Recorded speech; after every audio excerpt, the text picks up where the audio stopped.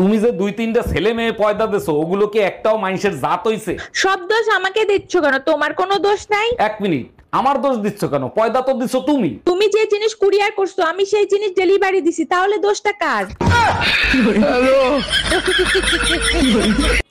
ছেলের ডিমান্ডের কারণে আমার বোনের বিয়েটা আবার ভেঙে গেল। এই যৌতুকের কারণে কত মেয়ের জীবন যে নষ্ট হইলো।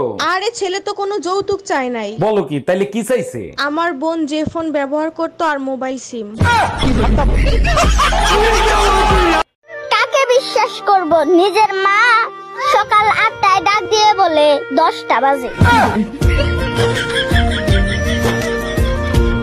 আমাদের বিয়ে পড়াইছে, কাজী সাহেবকে কত টাকা দিছো? কাজী সাহেব বলল চেহারা বিবেচনা করে যা মনে চায় তাই দেন। আমি শুনতে চাইছি কাজী সাহেবকে কত টাকা দিছো?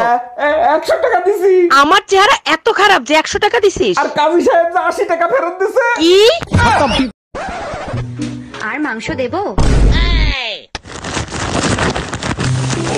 এটা তোমার বাড়ি, বিয়ে বাড়ি না। তোমার সমস্যাটা কি? সবসময় দেখি টেনশন নিয়ে থাকো, কিসের টেনশন করো আমারে বলো তো? টেনশন না করে উপায় আছে? একদিন তো সবাইরই মরে যেতে হবে, তাই না?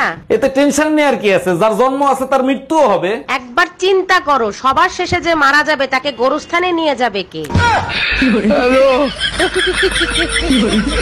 এই শোনো, হ্যাঁ বলো, শুনতেছি। আমি 4-5 দিনের জন্য বাবার বাড়ি যাচ্ছি, তুমি নিজের খেয়াল রেখো।